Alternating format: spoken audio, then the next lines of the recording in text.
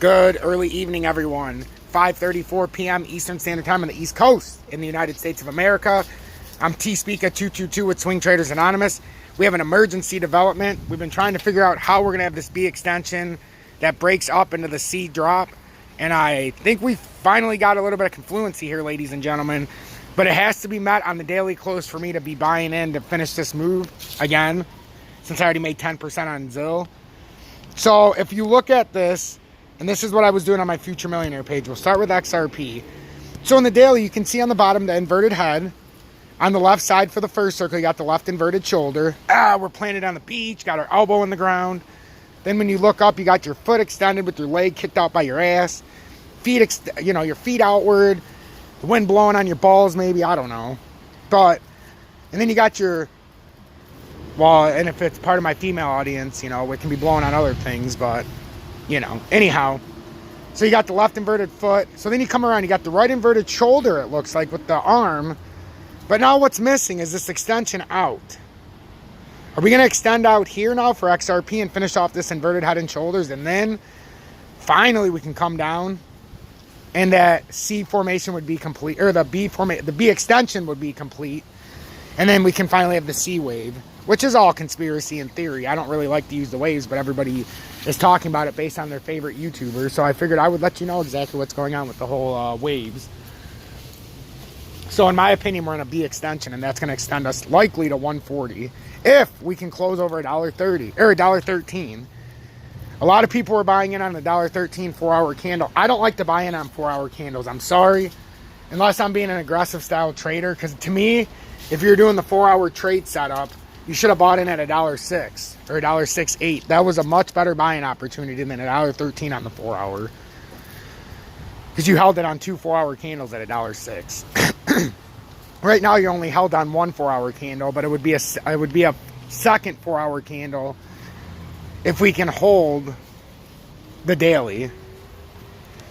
So you see how we fell down several times today, but we've managed to pull ourselves back. Well, yesterday we pulled down in the day before. So to me, at least to $1.23. If this closes over $1.13, I believe it's going to go to at least $1.23 for the local top, but likely finish off this inverted head and shoulders and get rejected up at the all-enticing double top. Oh, yeah. So that's XRP. XDC, when you start looking at it in this terms, XDC is a little bit different. We've got a little bit different things going on here. I mean, you can kind of see it in here, but I'm going to look at XDC more as it held this mid-support, which could lead us to a pump. So you hold that, could possibly lead you to a pump. Real quick, I want to go to a comment in my Swing Traders Anonymous because I need to see something. I might have to go to my actual YouTube page because I don't know if it's...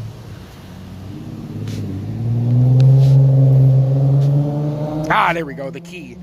So, for JD, I want to do the key. Wait a minute, the key.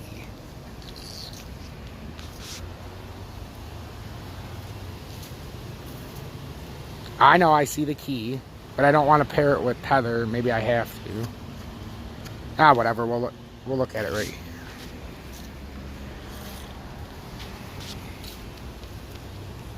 Ooh.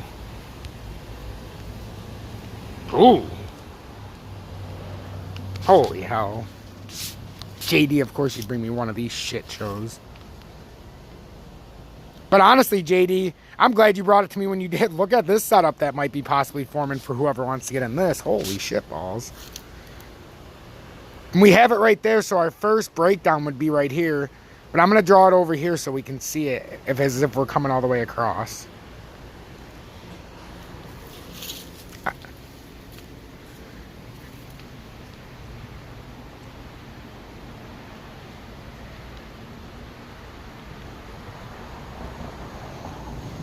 Something like that.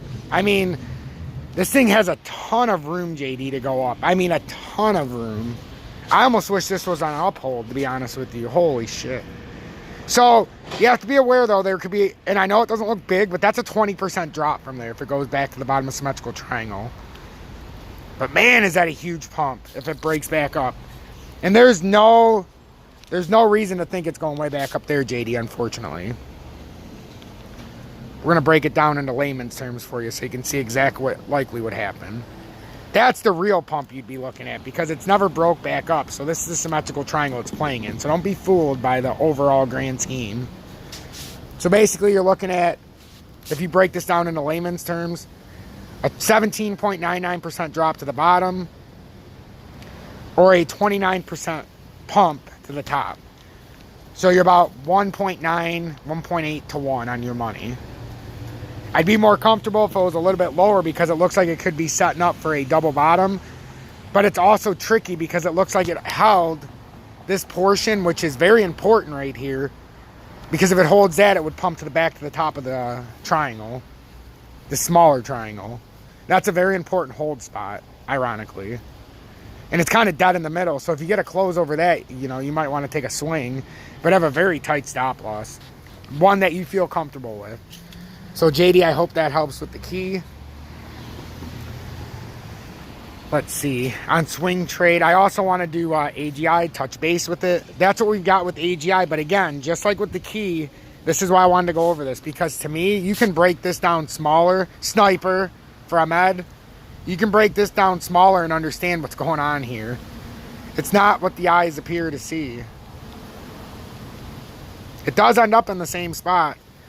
But you can see we're running out of, not out of room, but we don't have as much as it would appear on the top side because we never could get over this area. So if you go from the 34 cents, you're looking at a 15% pump versus a 22% to the bottom. Oof. That's tricky, but this is where we've had a 10% pump today. We got to be very careful because now it's even worse. Now it's like a 13% to the top. So pay attention to that. So I hope that helped with the key in that. But now I want to look at the state of crypto real quick. The total crypto market cap's up 2.6 billion to 2.41 trillion. I told you the other day we could possibly break up if we could hold that on the daily close and we could get up to the top of this uptrend. And that would lead us to about 2.75 trillion in this area. So that would be, you know, a significant push up here. And that would leave all the room in the world. And to me, am I crazy to think that this could, I mean, hey, that's what I said the other day, but I could look like a fool at the end of this. I understand that. So, and then Tether is trying to start to reverse itself, but it fell out of the uptrend, guys, that I had created. Of course, we can extend it into a wedge, but that's not what I created, and there was a reason why I had this. So, now it's getting into some tricky spots. So, the state of crypto is very sporadic, but if we get these closes like I want, there's definitely possibilities, and there's definitely opportunity in the water right now, especially if we get a close on XRP above 113 on the daily. And we get a couple of these other closes that I talked about with the total, especially the total crypto market cap. If the total crypto market cap, because this is the pulse of crypto, ladies and gentlemen. So if the total crypto market cap were to close over 2.393, let's say 2.4 trillion. So it's got room. If it closes over that today on the daily, it looks like it's going to make a final push up, and it would be exactly what we need for that B extension into the C drop.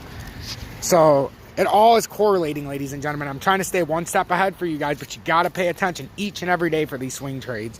Like I said, if you would have blinked, you missed 10% yesterday on Zill. A few days ago, you would have missed that 13% on Tezos. These are all things I'm hitting. So between those two trades, and then I lost 3.5% on Tezos on a stop loss.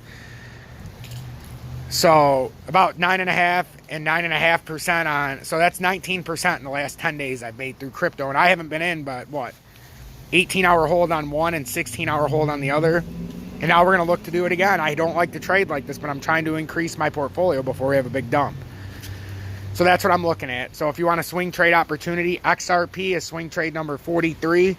If it holds $1.13, you can take your chances on the daily. And then also, I want to do a swing trade as well. No, I want to do swing trade XRP number 43. Have a good day. Make sure to hit that like button.